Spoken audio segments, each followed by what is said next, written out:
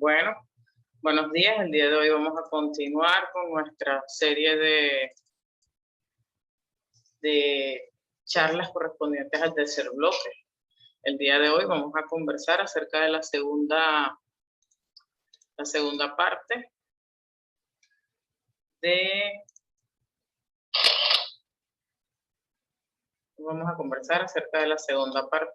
configuración interna de cerebro y cerebelo.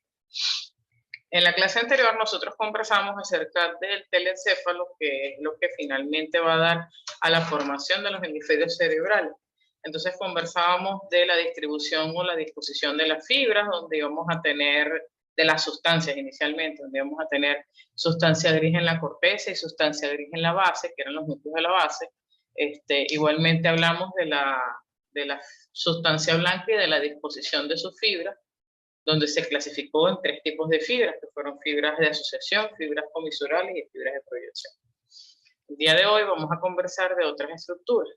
Entonces, en la unidad 17, aquí vamos a ver, ubicar topográficamente diversas estructuras anatómicas internas que se observan en algunos cortes de cerebro. Eso lo vamos a discutir al final de esta clase.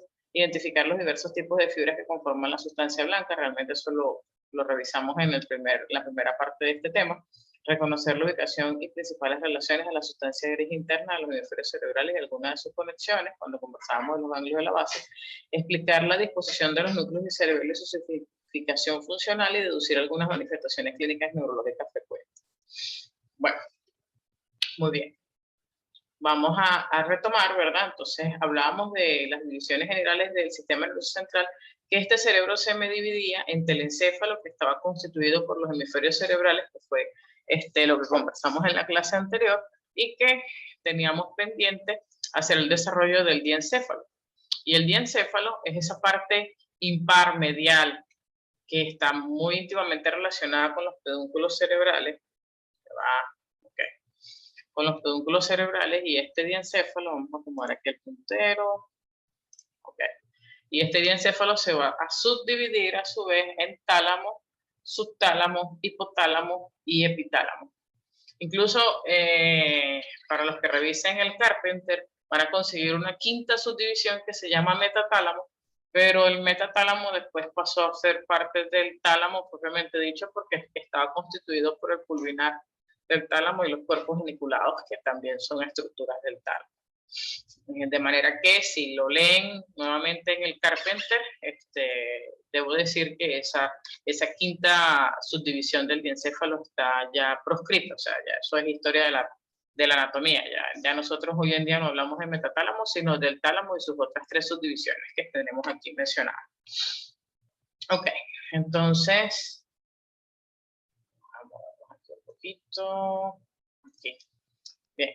El diencéfalo, dentro de sus generalidades, es que realmente es toda esa estructura que se encuentra en la parte medial, inferomedial del cerebro, ¿ok? Que va a estar en íntima relación con todas esas estructuras, tanto de sustancia blanca como de sustancia gris, que están relacionadas al tercer ventrículo. Ciertamente nosotros vamos a ver una clase de meninge de cavidades ventriculares, donde estos que se encuentran aquí son los ventrículos laterales. Tenemos el asta frontal, el asta occipital y el asta temporal, el atrio cuerpo del ventrículo, que posteriormente va a ser la circulación hacia el tercer ventrículo, que es esta estructura que nosotros vemos aquí dibujada, el acueducto mesencefálico o acueducto de Silvia, para posteriormente terminar aquí en el cuarto ventrículo. Y después eso va a continuar con el conducto ependimario, las diferentes estructuras que se encuentran en la médula espinal. Entonces, en relación a este tercer ventrículo, ¿verdad? Nosotros vamos a tener un área de sustancia gris que está ubicada por debajo del fornix, por debajo del cuerpo calloso, básicamente esta estructura que está acá, que viene siendo todo el diencéfalo. Realmente el diencéfalo es de bastante complejidad para el acceso, sobre todo desde el punto de vista quirúrgico. O sea, una lesión talámica, una lesión del epitálamo, del subtálamo, es bastante compleja poder tener un abordaje o un acceso quirúrgico seguro. Entonces, bueno, este tercer ventrículo o esta tercera cavidad ventricular se encuentra ubicado justo en toda la línea media. Él va a tener unos límites que se comparten a su vez con el tálamo, y es que el tálamo pues presentará entonces una pared medial que es a su vez una pared ventricular, que está en íntima relación con ese llamado tercer ventrículo. Entonces, de aquí podemos definir que existen límites o continentes en relación al tercer ventrículo y que existen continentes en relación al tálamo per se o realmente a todo el diencéfalo. Dentro de las paredes ventriculares de este tercer ventrículo, ¿verdad? Nosotros vamos a tener que nuestra pared anterior está en esta zona, corresponde básicamente a la rodilla del cuerpo calloso y al quiasma óptico. De hecho, en relación a esas dos estructuras, nosotros vamos a tener estos dos recesos, pero eso sí lo vamos a hablar en la clase de irrigación y de meningo. Superiormente, nosotros vamos a tener al tercer ventrículo, ¿verdad? La estructura del cuerpo del fornis. Posteriormente a ese tercer ventrículo, nosotros nos vamos a conseguir con la comisura blanca posterior. Inferiormente a este tercer ventrículo nos vamos a conseguir con el surco subtalámico. Y medialmente nos vamos a conseguir con esta estructura, que es el único elemento dentro del tálamo que permite la conexión entre un tálamo y otro tálamo. O sea, ya vamos a conversar acerca de eso, porque casi todas las estructuras del sistema nervioso central son simétricas. Entonces vamos a tener dos tálamos y esos tálamos van a estar unidos a su vez a través de esta estructura que está aquí, que recibe múltiples nombres porque se conoce como adherencia intertalámica, también lo podemos conocer como comisura gris del tálamo. De igual manera se puede llamar también masa intermedia, masa MASSA, es un término también europeo, entre otras cosas. Eso correspondería a la pared medial, que es la adherencia intertalámica, la lateral, que básicamente va a ser el tálamo propiamente dicho, superior, como dijimos, el cuerpo del fornis, inferior a este el surco subtalámico, posterior vamos a tener la comisura blanca posterior y el origen o el inicio del acueducto mesencefálico, y anterior describimos dos estructuras como lo fueron la rodilla del cuerpo calloso y el quiasma óptico. Bueno, esos son límites que espero que sean recordados porque les va a ser punto de orientación o de ubicación para otras estructuras.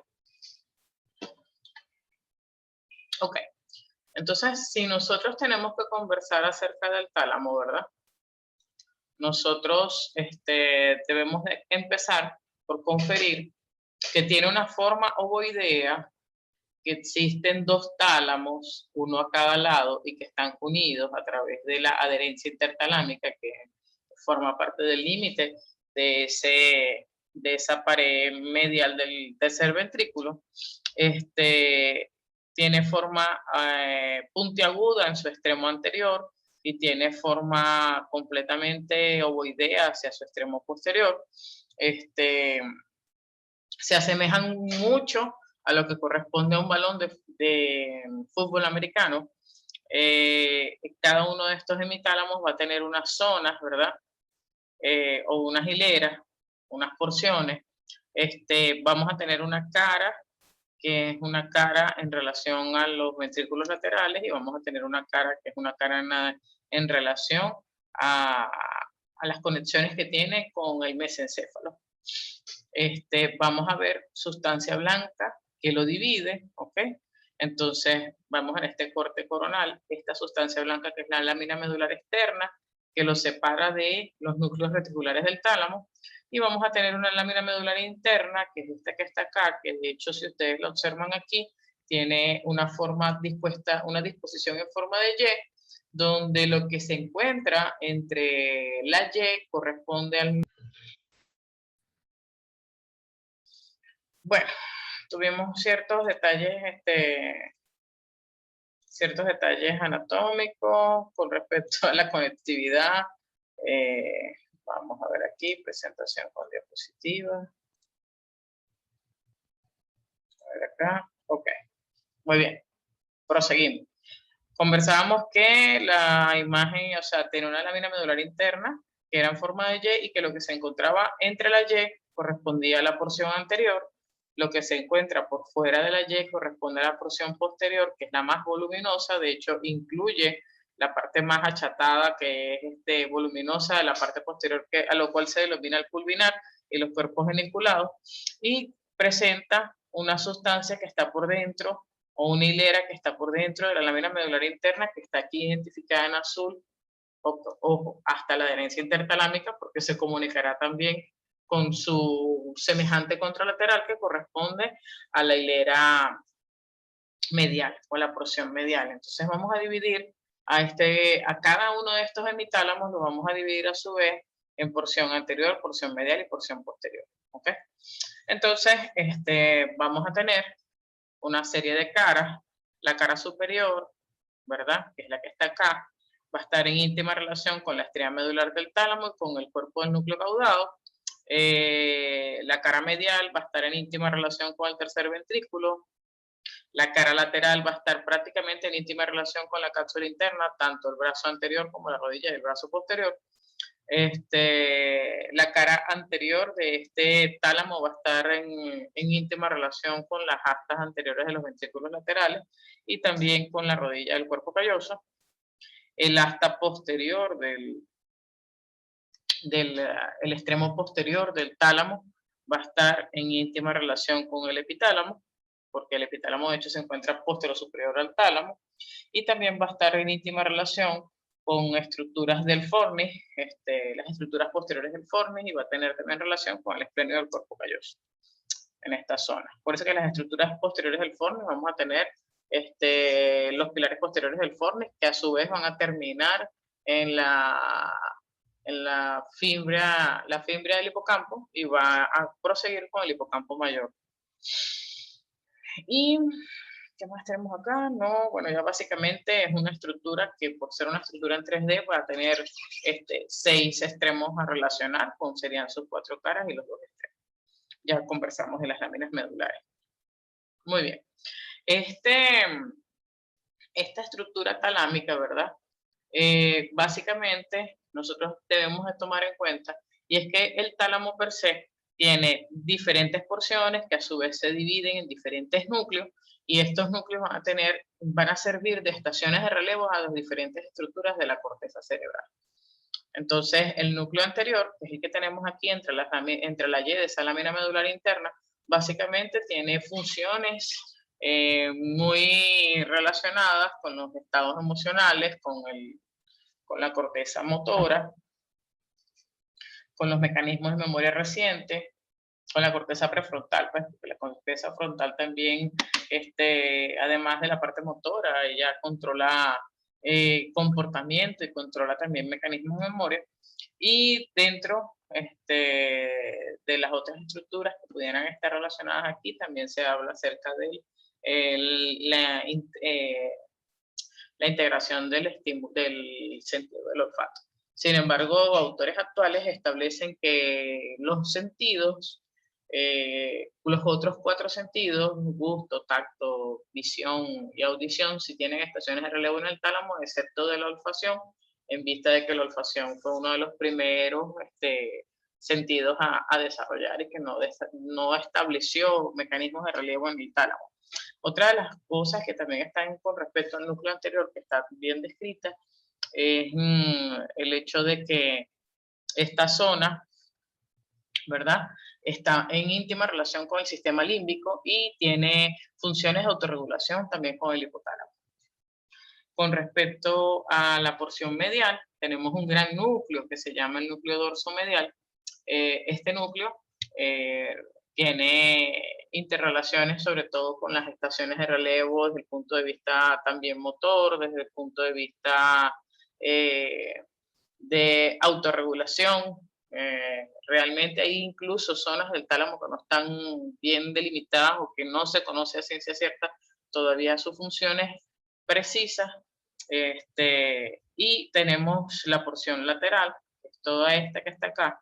Esta porción lateral o posterior, también denominada posterior, tiene 2 hileras, tiene una hilera dorsal y tiene una hilera ventral.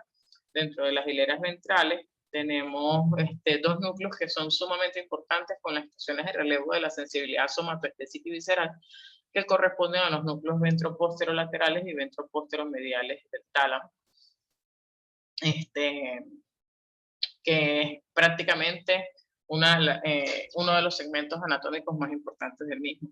De hecho, si nosotros presentáramos como esta zona de estación de relevo para la sensibilidad, tanto superficial como profunda y visceral, entonces una lesión isquémica en esta zona incluso pudiera llevar a la percepción o a la mala percepción pues, de los estímulos sensoriales, y nosotros podemos tener origen a las lesiones talámicas que generan dolor talámico. Muy bien, para que tengan más o menos una idea, los diferentes núcleos que se encuentran en el tálamo van a ser estaciones de relevo. Conversábamos que el núcleo ventral posterior, ¿verdad? Es el que va a dar la información a las circunvoluciones posrolándicas, que son las que llevan la información del área de integración somatoestésico-sensitiva, los núcleos ventrales anteriores que están en relación a las estaciones de relevo de las cortezas motoras, el ganglio geniculado medial que tiene que ver con la estación de relevo de la audición, el ganglio geniculado lateral que tiene que ver con la estación de relevo de la vista, y así sucesivamente. Entonces, básicamente, todos los diferentes núcleos del tálamo van a establecer unas estaciones de relevo para coordinar qué estímulo es necesario que sea consciente y qué estímulo no es necesario que sea consciente. Es esa delgada línea entre lo voluntario y lo involuntario, lo consciente y lo inconsciente. En fin, es un centro de regulación que él recibe el estímulo y tiene la capacidad de discriminar si es necesario que la corteza cerebral, es decir, lo que controla todo lo referente a la conciencia y la voluntad, sea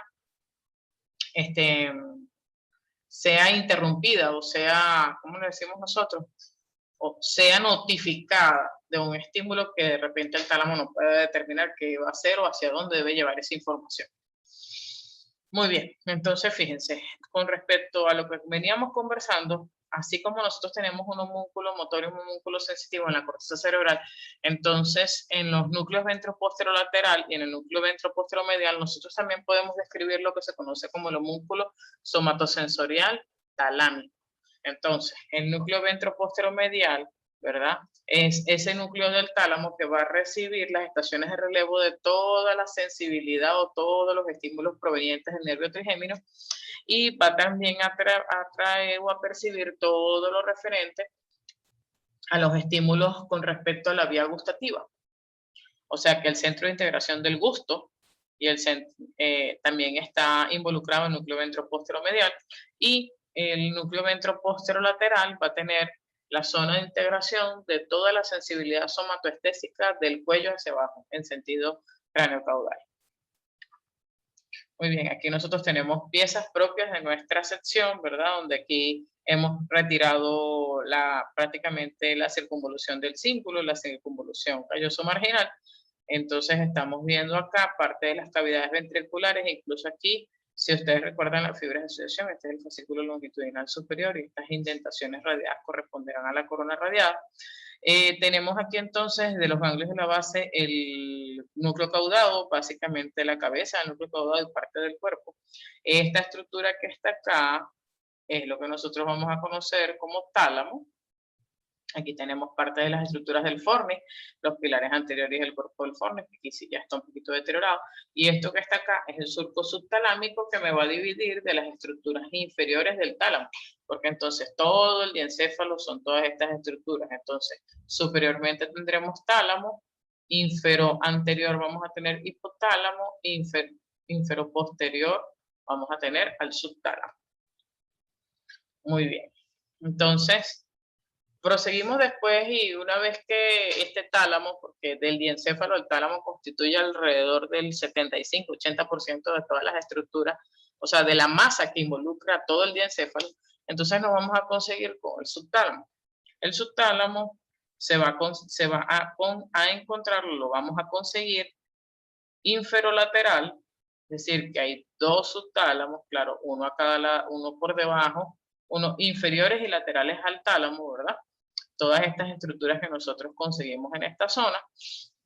Evidentemente su límite superior va a ser el surco subtalámico, su límite medial va a ser el acueducto mesencefálico, el límite lateral igualmente va a ser el brazo posterior de la cápsula interna. El límite inferior de este subtálamo tiene mucho que ver con el tegmentum o techo del mesencéfalo,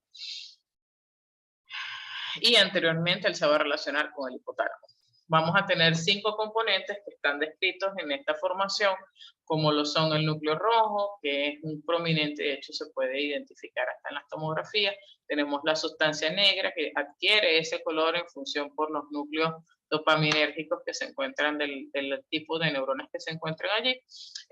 Vamos a tener medialmente la formación reticular, que tiene mucho, pero mucho que ver con el control del ciclo de vigilia y sueño. Tenemos también en esta zona hacia acá el núcleo subtalámico de Lewis, y también vamos a tener la zona incierta.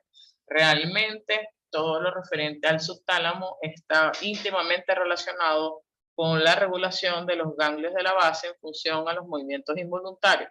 El control de los movimientos involuntarios es lo que hace o permite, a través de estas 5 estructuras, que dichos movimientos se lleven de una manera regulada.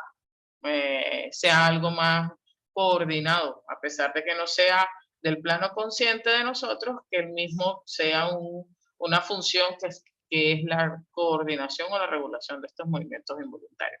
Por eso es que cuando hay lesiones en alguno de los componentes del subtálamo, entonces nosotros tenemos la presencia de los movimientos involuntarios de aspecto coreósicos, como la corea de Huntington, que de hecho es una enfermedad que es heredable y es transmisible.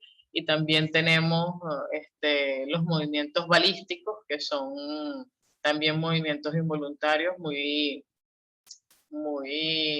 amplios, gruesos, burdos, que de hecho semejan al lanzamiento de bala dentro de las disciplinas de los Juegos Olímpicos con respecto al atletismo.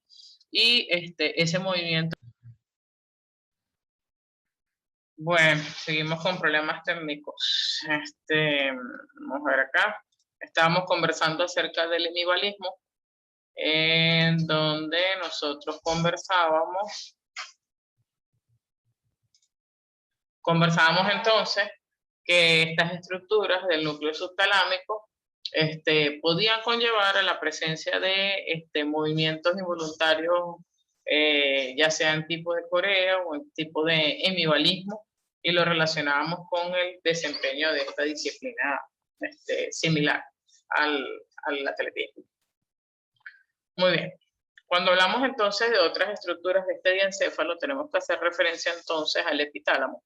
El epitálamo, prefijo epi de superior, superior al tálamo. El epitálamo son todas esas estructuras que se encuentran posteriores al tálamo, que también forman parte del diencéfalo, están constituidos por la glándula pineal, el trígono de la vénula, que el trígono de la vénula no es más que el núcleo venular, que es sustancia gris que se encuentra inmersa dentro de este repliegue, el repliegue al cual se le conoce como brazo avenular, y que es brazo venular, núcleo venular y comisura venular. Recordemos entonces que esta glándula pineal es una glándula que es una evaginación, por así decirlo.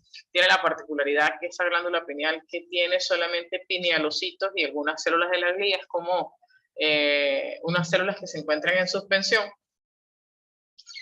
que carecen de barrera hematoencefálica y que entonces reciben estimulación neuroendocrina y también liberan al líquido cefalorraquídeo otro tipo de sustancias. De hecho, la glándula pineal tiene mucha relación en conjunto con respecto al ritmo circadiano y también con el ciclo vigilia-sueño, ya que es la encargada de producir melatonina, que es la hormona del sueño.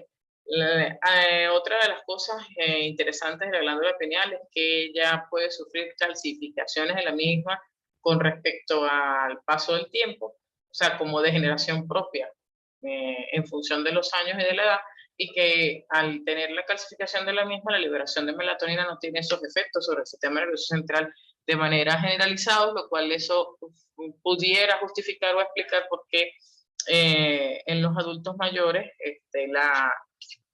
calcificación de esta glándula pineal tiene que ver mucho con los trastornos del sueño en ellos, como los insomnios. El cuello de esta glándula pineal está constituido por dos comisuras, la comisura venular, que forma parte del trígono de la vénula, y la comisura blanca posterior, encontrándose la comisura avenular en la mitad superior del cuello de la glándula pineal y la comisura blanca posterior en la mitad inferior del cuello de la glándula pineal. Otra de las estructuras que nosotros también conseguimos aquí es la estría terminal del tálamo, que es una estructura que permite llevarle información de los tractos mamilotalámicos, es decir, de esas conexiones internas que existen entre el hipotálamo, el epitálamo y a su vez el tálamo. Bien, con respecto al hipotálamo, nosotros pues tenemos que está ubicado anteromedial al tálamo. Esas estructuras incluso forma prácticamente parte de la cara anterior del mesencéfalo. Vamos a tener, tenemos todas estas estructuras que conseguimos acá, del surco subtalámico hacia abajo, anteriormente, ¿verdad?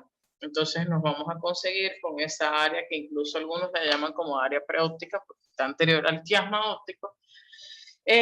Dentro de sus relaciones, es importante la relación que tiene con el pico y la lamina rostralis, ¿verdad? De cuerpo calloso, igualmente con la comisura blanca anterior, que es la comisura que da la integración del sentido del olfato entre un lado y el otro.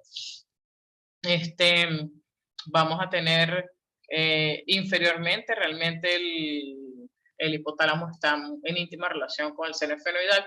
De hecho, tenemos también la glándula hipófisis por debajo del hipotálamo, y eso es sumamente importante porque al estar en íntima relación con el seno esfenoidal permitirá entonces a su vez que el abordaje de las lesiones que estén en esta zona puedan hacerse a través de cirugía endoscópica, a través de los seros paranasales. Igualmente superiormente vamos a tener entonces el surco subtalámico, el tálamo per se, estructuras como el fornis, estructuras como los recesos supraquiasmáticos del tercer ventrículo, ¿verdad? Que ya lo habíamos conversado. Y posteriormente él va a tener íntima relación con el subtálamo, el cual ya lo conversamos. Lateralmente, las estructuras del hipotálamo van a estar en íntima relación con el uncus o el gancho del temporal, al igual con la cisura parihipocampal.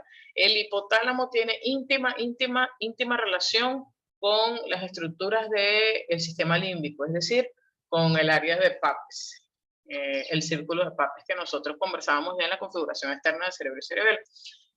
Los componentes de ese hipotálamo van a ser de arriba hacia abajo, ¿verdad? El quiasma óptico, el tuber cinereum, además de eso, el infundíbulo que permite esa unión con la glándula hipófisis y los cuerpos mamilares.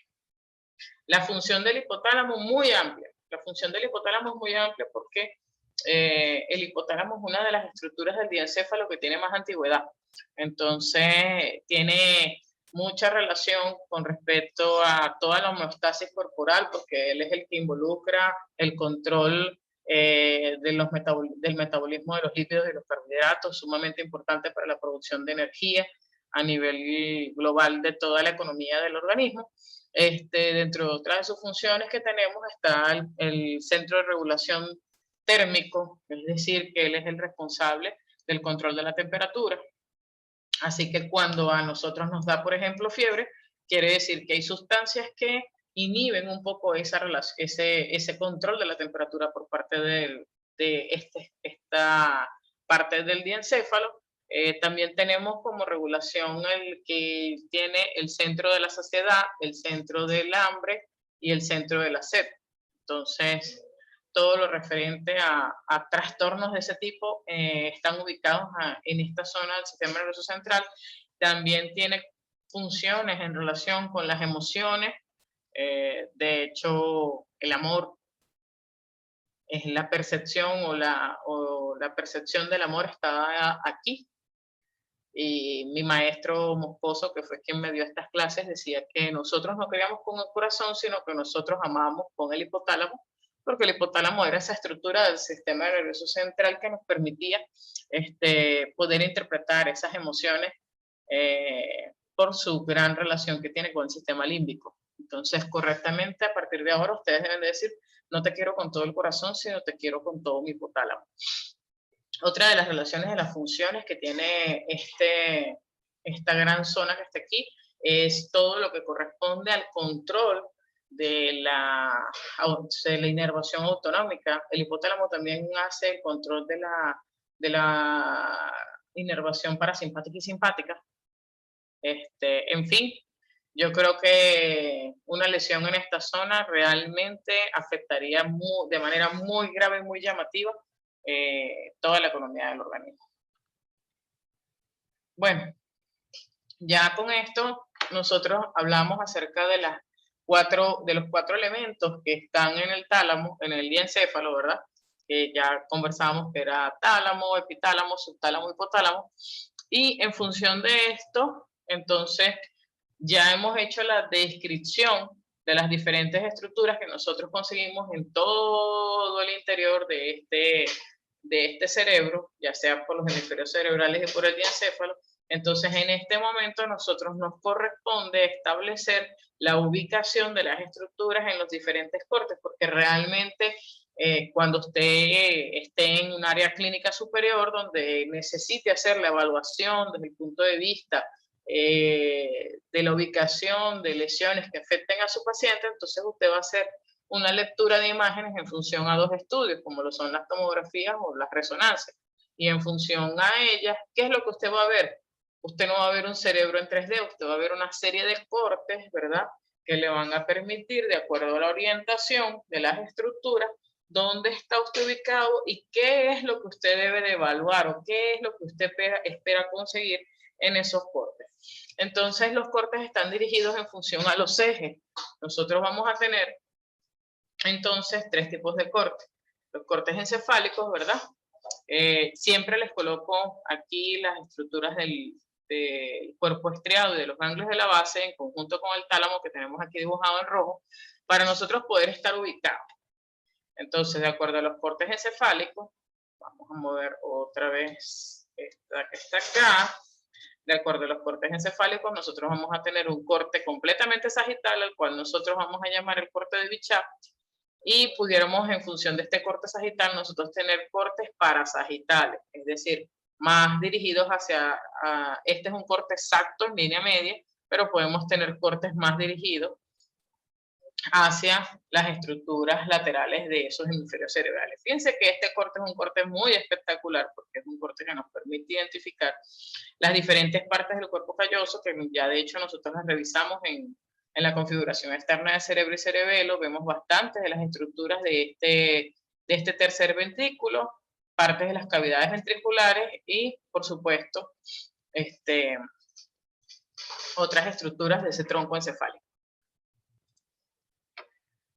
Entonces, cuando nosotros tenemos otro corte, que es el corte de Fletching, es un corte completamente horizontal o axial, y es muy importante la forma en la cual yo voy a identificar esos ganglios de la base. Entonces, si yo hago un corte de Fletching, mi corte de Fletching va a atravesar esos ganglios de la base. ¿Y qué estructuras yo debo de observar en ese corte de Fletching? Por cierto, la altura del corte de Fletching habitual o normal es lo que conocemos nosotros como el punto medio de la corteza insular. Es decir, que todo corte de Fletching debe llevar corteza insular. Entonces, en el corte de Fletching yo voy a observar de anterior a posterior, cabeza del núcleo caudado. Aquí vamos a ver el núcleo lenticular, o sea que nosotros podemos observar putamen, globos pálidos internos y externos. Vamos a ver evidentemente tálamo y vamos a ver esta parte del núcleo caudado que corresponde a la cola. Es decir, en corte de Fletching yo no debo de ver cuerpo del núcleo caudado, ni tampoco voy a ver complejo amigdalino. Eso es muy importante para la identificación de las estructuras. Si nosotros nos vamos al corte de Charcot, entonces va a depender del punto del corte de Charcot donde nosotros vamos a estar ubicados y qué estructuras nosotros debemos observar. Entonces, yo voy a tener tres cortes. Un corte que va a estar a la altura del quiasma óptico, ¿verdad? Entonces, en ese corte que yo tengo aquí a la altura del quiasma óptico, ¿qué voy a observar yo? Yo voy a observar cabeza del núcleo caudado y voy a observar parte de las estructuras del núcleo lenticular. Entonces, debo de identificar aquí, fíjense, ¿Cómo hago yo para identificar el corte de Charcot? Yo voy a tener entonces un corte de Charcot que está a la altura de mi quiasma óptico y voy a tratar de identificar las diferentes estructuras. Entonces, de afuera hacia adentro, esto es lo que corresponde a corteza cerebral. Esto que tenemos acá, que es lo que está bastante anterior, es lo que se conoce como centro oval de Fletching, ¿verdad? Aquí vamos a tener entonces, ¿qué es lo que es anterior? Esta zona de acá, vamos a tener rodilla del cuerpo calloso, vamos a tener rodilla del cuerpo calloso, hacia acá vamos a observar forces menores del cuerpo calloso, vamos a tener cabeza del núcleo caudado, vamos a tener astas anteriores o astas frontales de los ventrículos laterales. Esta estructura que está acá es septum pellucidum, que es lo que me delimita un asta, el asta anterior o frontal del lado derecho con la del lado izquierdo. De hecho, si tuviese un alfiler y estuviésemos viendo la práctica, yo separo este septum pellucidum porque no es una estructura única, sino es una estructura par. Es decir, va a haber un septum pellucidum del lado derecho y un septum pellucidum del lado izquierdo. Fíjense que aquí hay un repliegue en forma de V. Y justo en medio de esos dos septum pellucidum, entonces voy a ver una cavidad que no es real. Se forma en el momento que yo exploro la zona, que se llama cavum pellucidum.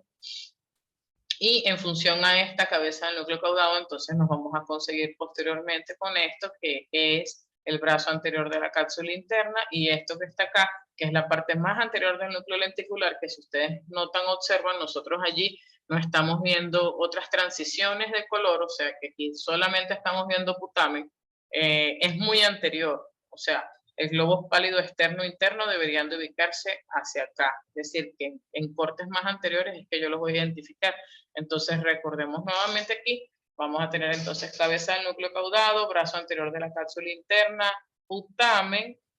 Esta línea que se encuentra aquí, blanca, no es más que lo que corresponde al tracto de la comisura blanca anterior, que tiene mucho que ver con el sentido del olfato.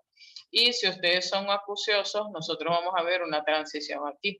Fíjense, esto, ¿dónde estamos ubicados? Este es el lóbulo de la ínsula, ¿ok?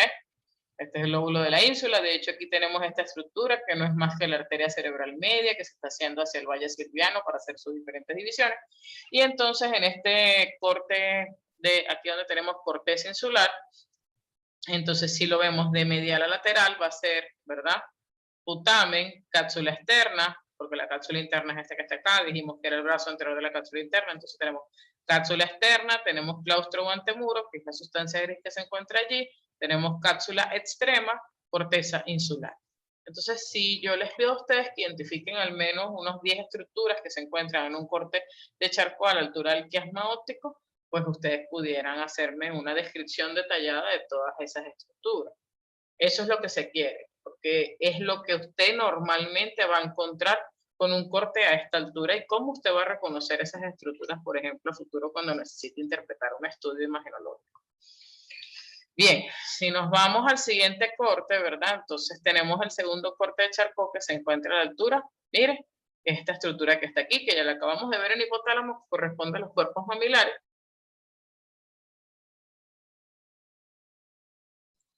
Seguimos entonces, una vez más, nuestro bello sistema de conectividad que tenemos. Estábamos a punto de explicar entonces el corte de Charcot que tenemos aquí a la altura de los cuerpos mamilares. Entonces decíamos, bueno, me ubico en el corte de Bichat, hago un corte a la altura de los cuerpos mamilares, que era una de las estructuras que estábamos viendo del hipotálamo. Este corte de cuerpos mamilares se encuentra en esta zona. Fíjense muy bien a la altura de quién está. Aquí yo estoy en el cuerpo del cuerpo calloso, ¿verdad? Y ven esta otra estructura que es el fornis. Entonces estoy ubicado en el cuerpo del fornis. Entonces es muy importante porque son normas o reglas que yo voy a observar en función de la altura del corte. Fíjense, aquí tenemos el corte. Vamos a movernos un poquito acá. Ok. Entonces, corteza cerebral nuevamente, ¿verdad? Aquí tenemos cuerpo del cuerpo calloso, aquí tenemos cuerpo del fornis, aquí tenemos cuerpo del ventrículo lateral, aquí tenemos entonces, o atrio del ventrículo lateral, aquí tenemos entonces cuerpo del núcleo caudado, ¿verdad? Aquí tenemos otro cuarto cuerpo que es cuerpo mamilar, y aquí vamos a tener otra estructura de sustancia negra que se encuentra por dentro del gancho del temporal, que corresponderá al complejo amigdalino.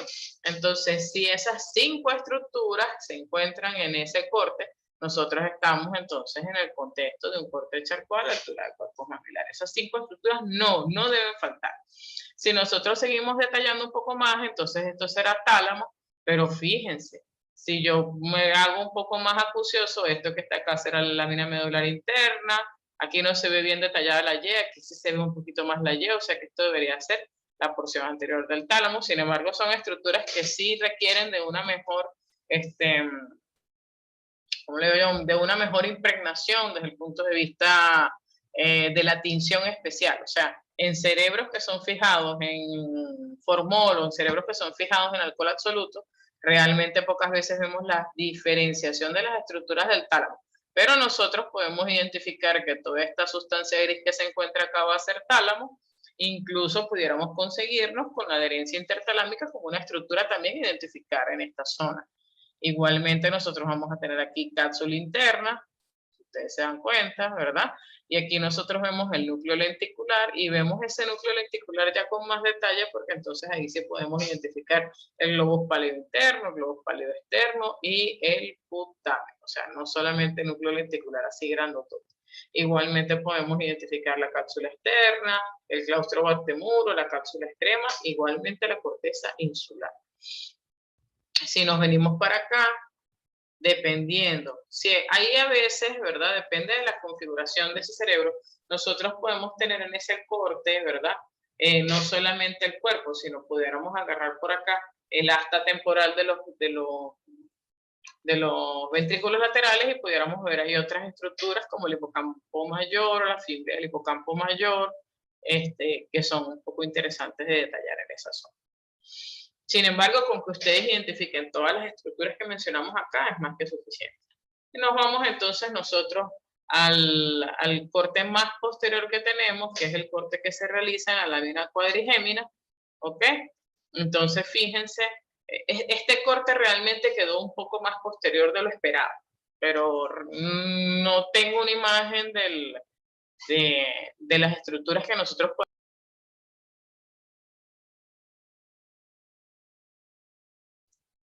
Continuamos entonces. Estábamos explicando el último corte de Charcot que se encuentra, ahora aquí, el último corte de Charcot que se encuentra a la altura de la lámina cuadrigémina. Explicaba entonces en este momento que este corte nos quedó un poquito más atrás de lo esperado, pero que no teníamos una imagen más característica. Fíjense aquí tenemos el esplenio del cuerpo calloso, ¿verdad? Entonces tenemos los forceps mayores del cuerpo calloso, tenemos las astas occipitales o posteriores del cuerpo calloso, vamos a tener esta estructura que está acá, fíjese por dónde está pasando el corte, ¿eh? Corte, pasa por acá y pasa por acá. Entonces, ¿qué vamos a ver aquí? Ya aquí, si yo estoy ubicada, que este es un corte que está muy posterior, fíjense lo que dejamos atrás. Atrás dejamos ya el núcleo lenticular, o sea que en este corte no debo de ver ni globos pálidos, ni interno ni externo, ni putamen, ni cápsula interna. Eso es muy importante. O sea, porque a veces vienen y están haciendo como que en modo automático o en piloto automático, que es lo que nosotros vamos a ver allí. Evidentemente no voy a ver cabeza de núcleo caudado y tampoco voy a ver cuerpo de núcleo caudado. Entonces, voy a ver el núcleo caudado, pero por su cola en 2 partes, ¿verdad? Debo de ver tálamo. Eso es lo que yo debo esperar de buscar en este corte. Entonces, fíjense que estamos haciendo acá. Vamos de arriba hacia abajo, volvemos otra vez, tenemos corteza cerebral, ¿verdad? Aquí tenemos entonces lo que está posterior al cuerpo calloso, rodete o esplenio del cuerpo calloso. Aquí tenemos, ¿verdad? Los pilares posteriores, ¿de quién? Del fornis. Esta estructura, fíjense que él es muy medial y después se hace lateral, entonces vamos a identificar 2 estructuras bastante separadas. Podemos conseguir plexo coroideo. Estas son las astas posteriores de los ventrículos laterales.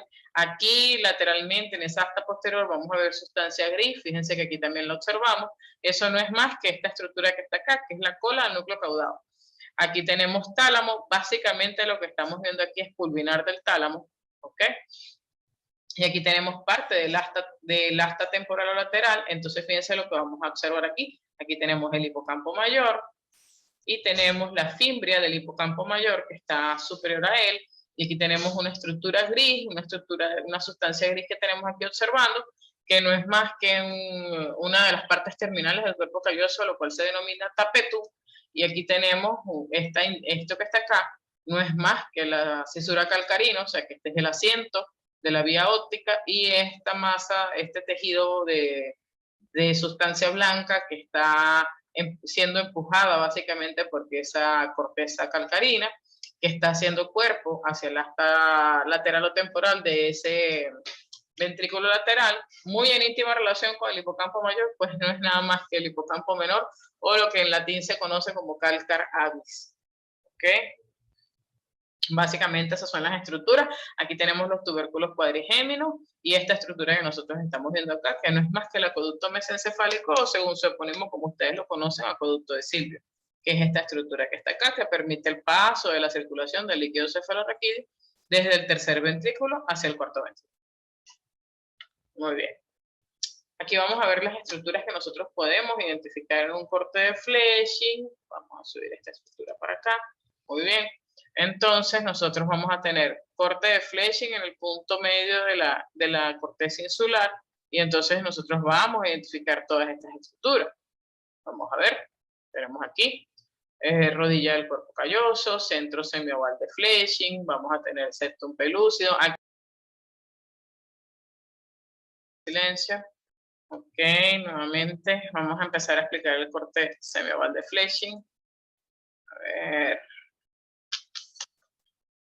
Un poquito de paciencia. De verdad que hacer educación en Venezuela en estos momentos es bastante difícil. Ok, bien. Entonces vamos a dirigirnos. Siempre que tengamos un corte de Flesching como norma, lo primero que debemos hacer es reconocer lo que es anterior y lo que es posterior. Entonces, fíjense que la rodilla tiene unas particularidades, igual que los ventrículos, las astas anteriores y los ventrículos laterales. O sea, tálamo siempre se dirige hacia atrás. Igualmente, las maneras, el surco interhemisférico, como yo reconozco que esto que es más achatado es el lóbulo frontal y lo que es más ausado es el lóbulo temporal, occipital, perdón. Entonces, de anterior a posterior, vamos a identificarnos primero con los cortes que tenemos aquí. Yo veo mi corte de Bichat, tengo aquí, ¿qué voy a identificar? Voy a identificar rodilla y voy a identificar esplenio. No voy a tomar en cuenta el cuerpo, no se va a ver allí. Igualmente las estructuras de los ganglios basales que yo debo identificar, aquí básicamente se ven todos, exceptuando el complejo amigdalino y exceptuando el cuerpo del núcleo caudado. Entonces, si nos vamos de anterior a posterior, regresamos acá, tenemos la rodilla del cuerpo calloso, aquí tenemos los forces mayores del cuerpo calloso, el centro semioval de Flesching. Claro, sería más fácil si nosotros pudiéramos colocar aquí alfileres, como lo hacemos en la práctica. Pues. Aquí tenemos esa cavidad que se forma entre ambos septum pellucidum, que es el cabum pellucidum. Tenemos septum pellucidum a cada lado. Aquí tenemos la cabeza del núcleo caudado. Aquí tenemos los pilares anteriores del trígono formis. Aquí tenemos nuevamente también cabeza del núcleo caudado. Aquí tenemos entonces, miren cómo se dibuja el boomerang, lo que decíamos cuando estábamos explicando la cápsula interna, las fibras de proyección, tenemos el boomerang, ¿no? Entonces vamos a tener el brazo anterior de la cápsula interna, la rodilla de la cápsula interna, y hacia acá nosotros vemos el brazo posterior de la cápsula interna. Si nosotros logramos determinar con nuestros ojos la identificación de la cápsula interna, lo demás se hace más fácil. ¿Por qué? Porque lo que está por dentro de los brazos posteriores de la cápsula interna es más que el tálamo. Todo esto es tálamo. De hecho, si yo me voy a esta parte, a esta zona que es más posterior y más superior, entonces yo pudiera inclinar un alfiler allí y decir que eso es el pulvinar del tálamo. De hecho, aquí tenemos lo que corresponde al tercer ventrículo. Me regreso nuevamente a mi estructura en forma de boomerang, que es mi cápsula interna. Entonces, anterior al brazo anterior de la cápsula interna, vamos a tener la cabeza del núcleo caudado. Ahora, por fuera de ese boomerang, ¿ok? Por fuera de ese boomerang vamos a ver unas zonas de transición que va a ser globos pálido interno, globos pálido externo, putano. Aquí hay unas líneas medulares, pero realmente ya en la estructura física las líneas medulares son poco de identificar. Ya eso era como decíamos nosotros. Eso va a depender de la calidad de la técnica especial. Nosotros generalmente hacemos para estos cortes impregnación argéntica, que me va a dar una serie de, se fija un color discretamente azul sobre la corteza, la sustancia gris, en diferentes grados de impregnación en función de la cantidad de sustancia gris que haya. Y la sustancia blanca sí permanece tal cual, per se. Entonces aquí, de acuerdo a lo que se fija del colorante, yo puedo identificar incluso la diferencia o discriminar entre glóbulos pálido interno y externo, pero de acuerdo a la calidad de la tinción, realmente las láminas medulares del núcleo lenticular no se observan tan fácilmente como uno se las quisiera describir o se las quisiera mostrar en la práctica. Esta imagen de lente biconvexa no es más que el putamen, que es el del núcleo lenticular, el ganglio basal más grande. Tenemos la cápsula externa, tenemos el claustro guantemuro, la cápsula extrema, finalmente la corteza insular. Si nos vamos a la parte más posterior, ¿verdad? Ya dejamos acá el tálamo. Esto que tenemos acá, que se encuentra en esta zona, es básicamente el asta posterior o el asta occipital del ventrículo lateral. Entonces nosotros vamos a conseguirnos con el hipocampo mayor, nos vamos a conseguir con el calcarabius o hipocampo menor, que recuerden que dijimos que era como la impresión o el abultamiento sobre el asta occipital o posterior que dejaba la sustancia blanca que está subyacente a la corteza que se ubica sobre la cisura calcarina, que es zona de asiento del área visual, el área de comprensión visual. Y esta sustancia gris que nosotros observamos hacia la pared lateral de esta asta posterior no es más que el tapetum, que es una estructura que deriva del cuerpo calloso. Igualmente nosotros aquí tenemos el esplenio o rodete del cuerpo calloso, y lateralmente a ese tapetum vamos a ver, regresamos acá a mi boomerang, que es la cápsula interna, la prolongación de esta cápsula interna hacia la parte posterior, que también es una fibra, en este caso de asociación. Fíjense qué deberíamos nosotros conseguir. Imagínense la estructura tridimensional. Nosotros tenemos acá el tálamo, ¿verdad? Tenemos el pulvinar del tálamo y lateralmente ese pulvinar del tálamo nosotros tenemos los cuerpos geniculados que son mediales y laterales. El medial tiene mucho que ver con la audición, de hecho lo explicábamos en la clase de vía vestíbulo-coclear, pero el lateral, que debería de corresponder más o menos a esta zona, es el que lleva la estación de relevo de la vía visual. Entonces, esta fibra blanca que sale desde prácticamente el lateral del tálamo, claro, no estamos identificando en este corte el cuerpo geniculado, pero más o menos a esta altura, hacia la parte más posterior, porque va dirigida hacia la cisura calcarina, es lo que conocemos nosotros como las radiaciones ópticas de Gratiolet, que son también consideradas fibras de asociación de acuerdo a la definición de fibra blanca. Básicamente todas esas son las estructuras que nosotros podemos ver en un corte de Flesching. Con que identifiquen 15 estoy satisfecha, pero a nosotros como docentes nos piden identificar más de 50 estructuras que están allí. Bueno, finalmente tenemos entonces el corte de Bichat. Ese corte de Bichat es un corte netamente sagital que básicamente es recapitular las estructuras que nosotros podemos identificar en la configuración externa, porque esto es el equivalente a la cara interna de los hemisferios cerebrales. Entonces nosotros vamos a tener aquí un área preóptica, por ejemplo. Ya ustedes conocen todas las cisuras y las circunvoluciones en relación a los hemisferios cerebrales. Si nos vamos a las estructuras de la línea media per se, nosotros vamos a tener aquí el infundíbulo. Falta aquí la glándula hipófisis. En realidad lo que pasa es que la glándula hipófisis en casi la mayoría de los cerebros se pierde en el momento de la extracción de la pieza del cadáver. Tenemos el receso supraóptico supraquiasmático. Aquí vamos a tener la comisura blanca anterior, que tiene que ver con la olfacción. Vamos a tener la lámina rostralis, el pico, el rostro, la rodilla, el cuerpo del cuerpo calloso, el rodete o esplenio. Aquí tenemos el septum pelúcido. Aquí, si pudiéramos pasar un alfiler en esta zona, veríamos esto, que es un foramen interventricular, es decir, ese punto de conexión entre los ventrículos laterales y el tercer ventrículo, de hecho es uno a cada lado. El otro nombre que van a conseguir, de acuerdo a la literatura sugerida, es el agujero de Monroe. Aquí tenemos entonces parte de las estructuras del fornix. Además de las estructuras del fornix, nosotros vamos a ver aquí plexo coroideo. Esto ya es tercer ventrículo. Si yo pincho aquí, ¿verdad? Con un alfiler, esto sería tálamo. Esto es adherencia intertalámica o comisura intertalámica. Inferiormente aquí ya tenemos cuerpos mamilares, ¿verdad? Que es parte de ese hipotálamo. Si esto es mi surco subtalámico, entonces si yo coloco algo aquí en un alfiler será hipotálamo. Aquí tenemos la lámina la lámina de los tubérculos cuadrigéminos, ¿verdad? La lámina cuadrigémina. Aquí tenemos el acueducto mesencefálico o acueducto de Silvio. ¿Qué otras estructuras? Bueno, lo que pasa es que esto es un corte de Bichat para configuración interna de cerebro y cerebelo. Si nos vamos a cerebelo, realmente es en esta zona cuando yo hago un corte, pero un corte perpendicular o axial, que yo debería de identificar en el techo, ¿verdad? En ese punto de unión entre el velo medular superior y el velo medular inferior, que yo debería de identificar los núcleos del cerebelo que están en la configuración interna del mismo. Ok, vamos acá. Los hemisferios cerebrales, bueno, ya nosotros habíamos conversado en la clase de configuración externa, el área de integración, tanto de la parte de la sensibilidad somatoestésica.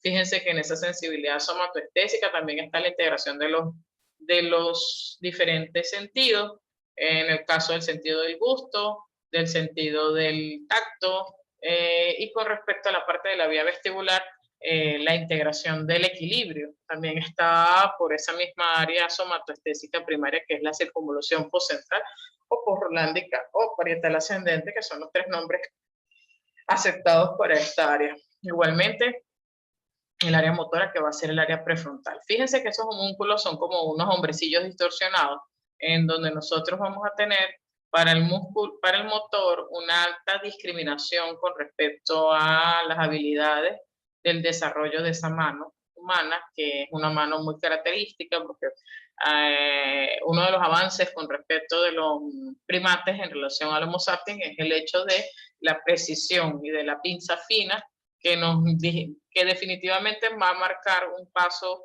muy adelante dentro de la evolución y que permite entonces al hombre usar las manos para generar herramientas, realizar actividades propias de la formación de una estructura social, porque entonces ya no deja de ser ese nómada que va a buscar qué comer, sino que entonces ya siembra, construye, inventa, edifica. Todas esas cosas parten de ese pequeño avance, como lo es el aumento del área cortical destinada para la coordinación de los movimientos finos y gruesos de la mano. Ahora, si nosotros nos vamos al homúnculo sensitivo, entonces nosotros ciertamente vamos a tener un área bastante discriminativa para la sensibilidad de las manos, pero ahí ataca lo que es el instinto de supervivencia, y es que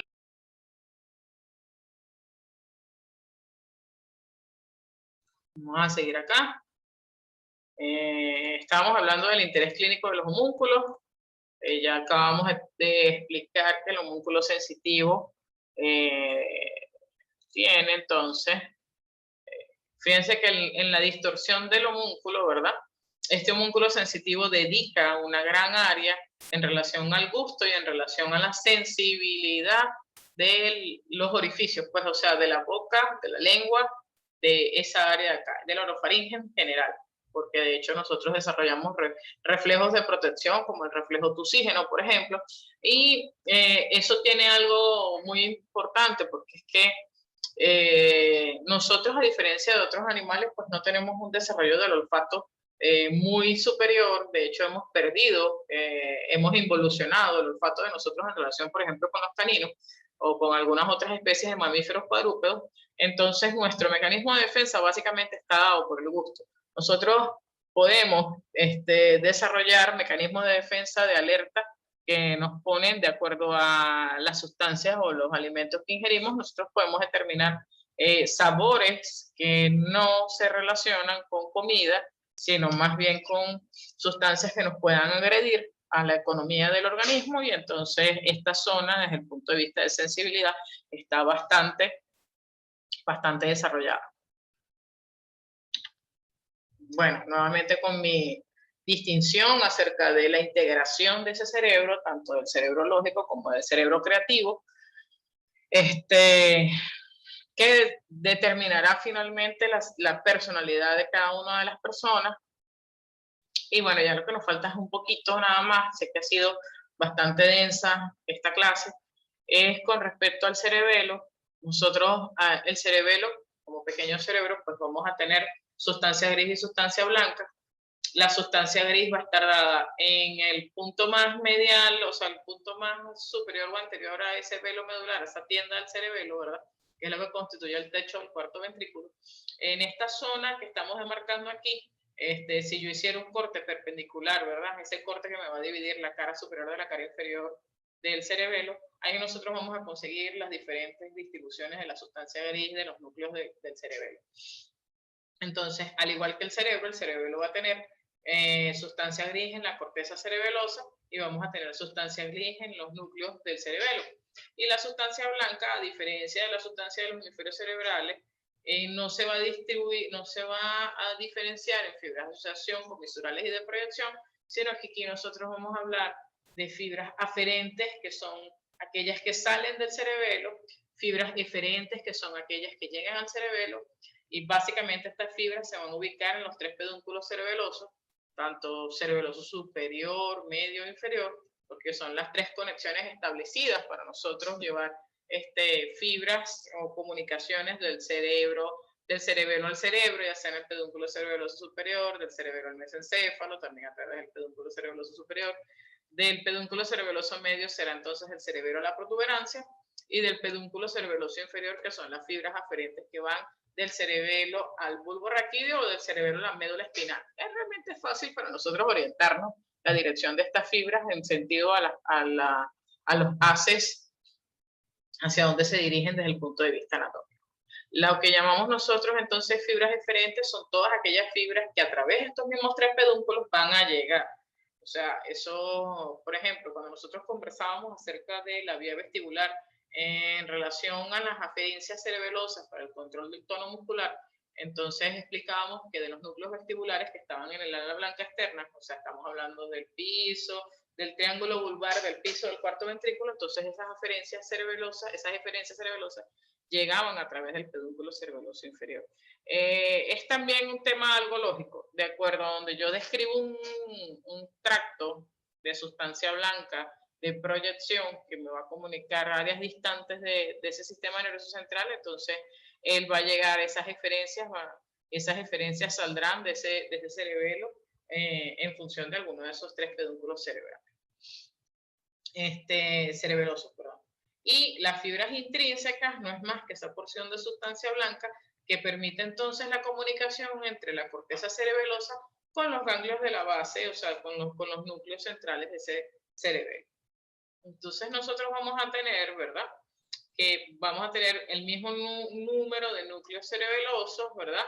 Van a ser el número de 4, dirigidos desde el punto medial, o sea, de lo más cercano al vértice cerebeloso, hacia la parte más lateral, que serían los hemisferios cerebrales, como el núcleo del fastigio o el núcleo del techo porque es en relación al techo, a la tienda del cerebelo. Entonces vamos a tener el núcleo fastigio del techo, globoso, dentado. El dentado también recibe el nombre de interpósito, dependiendo del libro que ustedes decidan estudiar. Y vamos a tener uno que es más sacular y grande, que es el emboliforme, que es así como en forma de una bolsa que está, como decía, globoso o emboliforme, que era una bolsa que se estaba desinflando. O sea, esas cosas que a veces uno no entiende de la descripción anatómica porque tienen un nombre. Prefiero todavía la época de los epónimos, que era el núcleo de fulano, porque fulano lo había identificado y ya no tenían como que unas descripciones más específicas a darles formas anatómicas que a veces no tienen. Bueno, vamos a regresar a este cuadrito que ya incluso nosotros lo revisamos en la configuración externa de cerebro y cerebelo, para que tengamos la integración de los tres cerebelos, ¿verdad? Entonces aquí, fíjense lo siguiente, fastigio, núcleo del techo, ¿verdad? Es el núcleo cerebeloso que está involucrado con el equilibrio, por eso es que al fastigio llegan las eferencias de la vía vestibular. Si nos vamos con el paleocerebelo, entonces vamos a tener al núcleo interpósito, que es el que va a estar en relación con el control del tono muscular y de la postura, que gracias a que existe un interpósito, entonces nosotros podemos estar en bipedestación. Y con respecto al neocerebelo, que ahí tenemos el núcleo dentado y aquí me faltó el núcleo emboliforme. Entonces vamos a tener aquí el control de los movimientos voluntarios. Este cuadro es muy importante porque este cuadro lleva, con respecto a cerebelo, la integración de las estructuras de la configuración externa con las estructuras de la configuración interna y finalmente con la función cerebelo. Bueno, y ya estará la última interrupción, porque realmente lo que me faltaban eran tristes segundos para acabar la clase. Bueno, retomando acá, este cuadro es un cuadro que integra la configuración externa con la configuración interna y la función a determinar por cada estructura del cerebelo, lo cual es también sumamente importante. Bueno, espero entonces que con todas estas estructuras que hemos conversado el día de hoy ya hayan terminado lo que constituye la configuración interna de cerebro y cerebelo. Muchas gracias por escuchar esta charla.